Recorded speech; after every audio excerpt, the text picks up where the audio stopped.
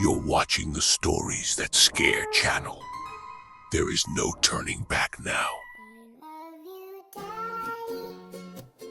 My dear sweet daddy, you make me happy. 3 true stay-at-home dad horror stories. Hey everybody, I'm glad y'all stopped by. Tonight, we're talking about a job that doesn't come with a paycheck, doesn't have weekends, and never really ends. Being a stay-at-home dad. Depending on who you ask, you might hear it called a domestic engineer, a household manager, a residential CEO, a house husband, or simply a full-time father. Whatever title you use, the job is the same. Taking care of the kids, cleaning the house, cooking meals, running errands, laundry, appointments, school pickups. Trying to keep tiny humans alive, while somehow keeping the house from falling apart. It's one of the hardest jobs in the world. And if you've ever spent all day home alone with small children, you know the house can become a very strange place. Especially when you're certain you're the only adult inside. Whether these stories are true, I'll let y'all decide. Story 1, The Nap Time Visitor. When my wife accepted a promotion, we decided it made more financial sense for me to stay home with our 2-year-old son. At first, I loved it.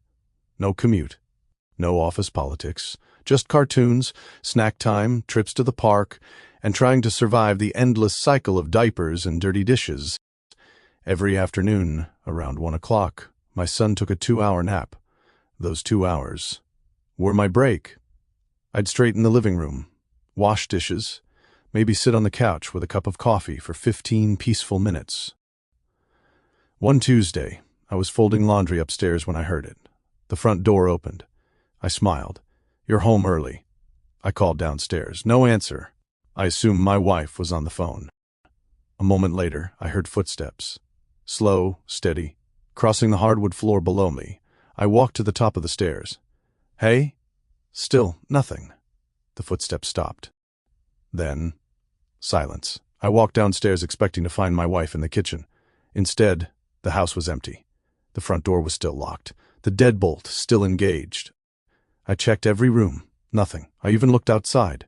No car, no neighbors, no one walking down the street. I convinced myself I'd imagined it, until I checked the baby monitor. The camera still showed my son sleeping peacefully. But standing beside his crib was someone, not moving, just watching him.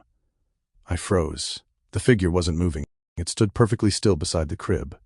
I couldn't make out a face, only the outline of someone taller than the crib itself. My first thought was, someone had broken into the house.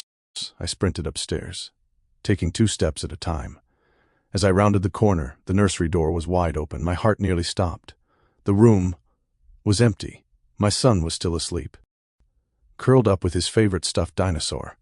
There was no one beside the crib, no open window, no closet door, nowhere anyone could have hidden. I picked him up anyway, carried him downstairs, locked every door, checked every window, then watched the baby monitor replay.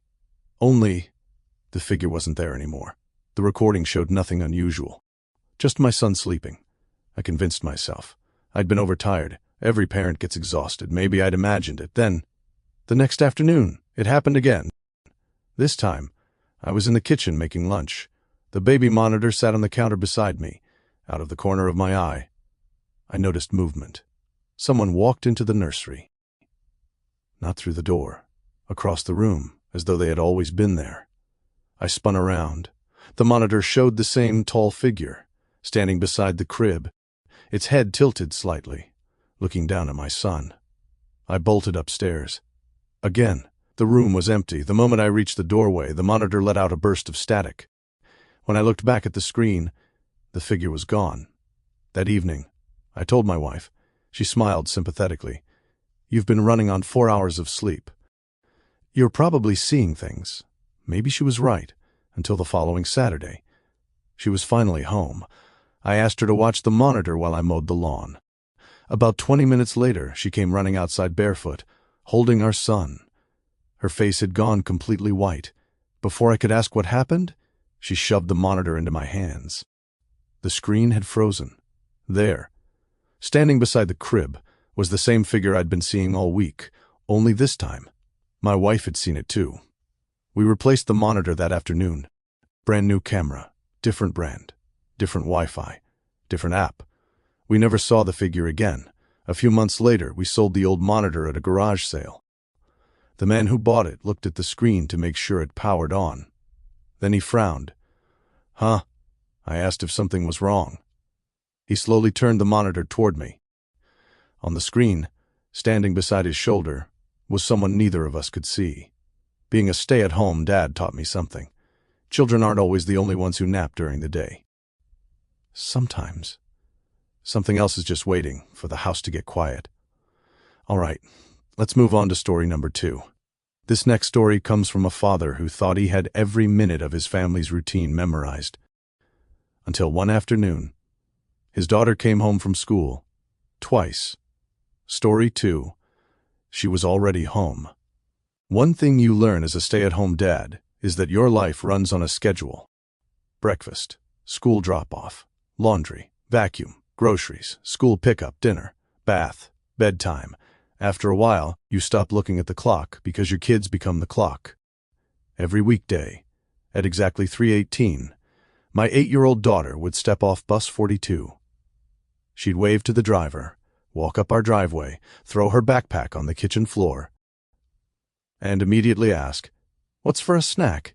It happened every single day. One Tuesday, I was folding towels when I heard the front door open. Then, the familiar sound. Thunk, her backpack hitting the floor. "Hi, Dad. I'm starving," I smiled. "In the kitchen." She came running around the corner, grabbed a granola bar, talked for a minute about school, then disappeared upstairs to change clothes. Completely normal. About 15 minutes later, I glanced out the front window. The school bus had just pulled up. I frowned. That didn't make sense. Then, I watched my daughter step off the bus. She adjusted her backpack, waved to the driver, and walked toward the house. The exact same backpack, the exact same clothes, the exact same pink sneakers. I just stood there, frozen. Then, the front door opened.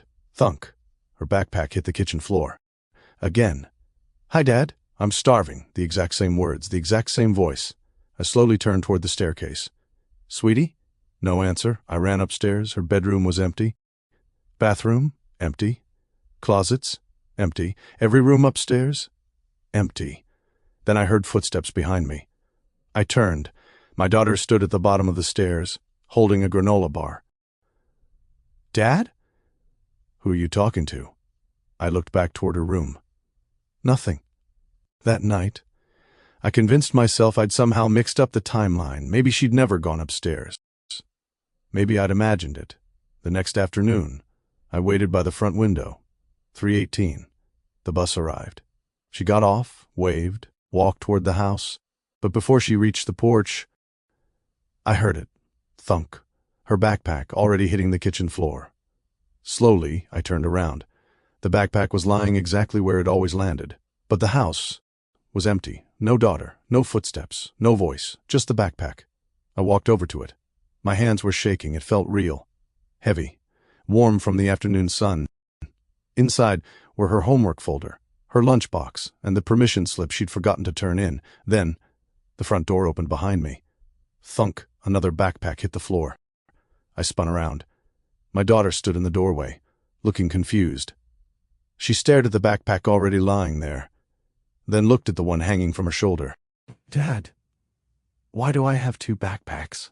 Neither of us moved. Finally, she whispered something that still keeps me awake. "I don't think that one's mine anymore." People always tell stay-at-home parents, "You know your kids better than anyone." Maybe that's true, but sometimes the house knows them too, and every once in a while, it remembers them before they even get home. We've got one last story, and it's about a full-time father who thought he was hearing imaginary children playing upstairs, until his own toddler asked him, "Who's the other daddy?" Story 3. The Other Daddy.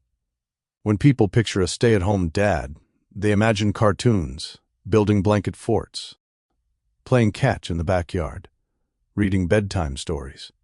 What they don't picture is the silence, especially after everyone leaves. My wife worked 12-hour shifts as a nurse. Our 3-year-old son, Ethan, was my little shadow. Wherever I went, he followed.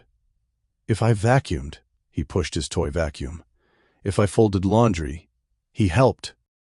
If I cooked, he dragged a little chair into the kitchen so he could watch. It was just us, every weekday. Or so I thought. One afternoon, we were building a train track in the living room. Out of nowhere, Ethan looked toward the staircase. He smiled and waved. "Hi." I looked up. Nobody was there. "Who are you waving at, buddy?" he answered without hesitation. "The other daddy," I laughed. "What other daddy?" "The one upstairs. Kids have imaginary friends." So I didn't think much of it over the next few weeks. He mentioned him several more times. The other daddy already cleaned my room. The other daddy tucked me in. The other daddy says I shouldn't touch the stove. Every time, I assumed he was pretending. Then one morning, I walked into his bedroom. His toys were perfectly organized. Every stuffed animal lined up neatly across the bed. Books stacked by size. Toy cars arranged in straight rows. It looked nothing like a 3-year-old's room. I asked my wife if she'd cleaned it. She hadn't. I certainly hadn't. When I asked Ethan, he smiled proudly. The other daddy did. That evening, I installed a security camera upstairs, mostly to prove to myself there was a logical explanation. The next morning, I checked the footage. Hours of nothing. Then, at exactly 11:47 a.m., while I was downstairs making lunch, Ethan walked out of his bedroom. He looked toward the end of the hallway, raised one little hand, and reached upward. His tiny fingers curled, as though someone much taller had taken his hand. Then he walked down the hallway, holding nothing, or at least nothing the camera could see. I felt sick. I reviewed the footage again, frame by frame. Just before Ethan reached out, something changed. The hallway light dimmed for less than a second, and on the wall, a second shadow appeared beside his. Broad shoulders, a man's silhouette, keeping pace with him. There was no one there. I shut the camera off, packed an overnight bag, and stayed at my in-laws for the weekend. When we returned Monday, everything seemed normal. No strange comments, no organized toys, no waving upstairs. I figured whatever phase it had been was over. A year passed. Eventually, we moved into a larger house across town. One night, as I tucked Ethan into bed, he looked around his new room and frowned. "Dad." "What happened to the other daddy?" I forced a smile. "What do you mean?" "He can't find us." I didn't know how to respond, so I kissed him on the forehead, turned off the light, and quietly closed the door. Just before I reached the stairs, I heard Ethan giggle. Then, a man's voice, softly laughing with him. I rushed back into the room. Ethan was asleep. The room was empty. But sitting neatly on the chair beside his bed was every stuffed animal, perfectly arranged, exactly the way they had been in the old house. Being a stay-at-home dad taught me something. You spend so much time learning every sound your house makes, every creak, every footstep, every little voice, that when something doesn't belong, you notice. The problem is, sometimes, whatever doesn't belong has already made itself at home. If you enjoyed these stories, let me know which one creeped you out the most. Was it the naptime visitor? She was already home? Or the other daddy? And if you're a stay-at-home parent, or you've ever been home alone and experienced something you still can't explain, I'd love to hear about it in the comments. Who knows? Your story might appear in a future episode. Until next time, keep the fires burning, and as always, I'll tell the stories if you'll stay scared. Love you, Daddy, my dear sweet Daddy. You make me happy when I am sad. I always have you inside my heart.